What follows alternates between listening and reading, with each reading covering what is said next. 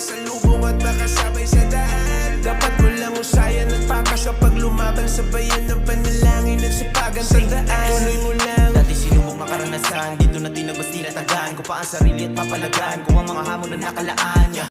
For crimes against humanity. Sir, you have the right to remain silent.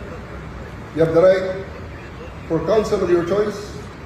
Anything you say may be used for and against you in a court of law. And I want to ask you, sir, if you understand these rights. Of course, coming from you, it's very clear.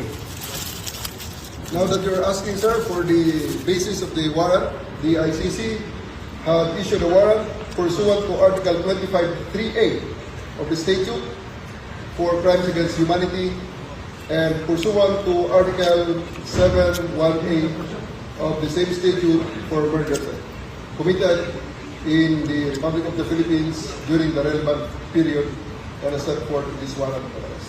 Must be murders, hindi lang ito. Yes, sir. May hinihintay na po na anak. Hindi, siya. On record. Ako on record. Ako ang humingi ng record. Ang anak mo pupunta dito. Mr. President, hindi darating yun. Kasi hindi mangyayari Bigyan yun. mo ng pagkakataon. Kasi ayaw mangyayari yun. Magdadala ng gamit. Ayaw niyang papasukin. Ayaw niyang papasukin. Grabe, deprivation naman. Abuso naman yan. Hayaan mo lang makita nila ang tatay nila. 80 anyos. Kung gano'n, okay lang po. Hindi niyo papasukin. Make it clear. Yes, sir. Hindi papasukin, sir. Hindi ninyo, Hindi na papasukin. ikaw, Yes, sir. hindi mo Upon my order. Hindi mo pinapasok. Yes, sir. Upon my order, sir. Ang sabi ko, ang abogado ko, ang anak ko na babae, They can visit you at your detention center, sir.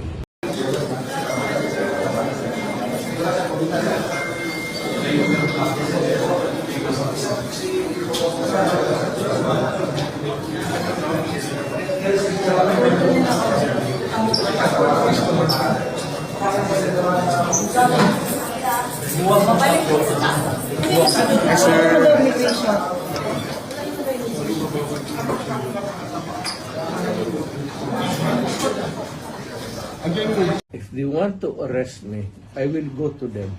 No apprehensions whatsoever sa mga naririnig niyo po sa balita, Mayor, na may arrest warrant.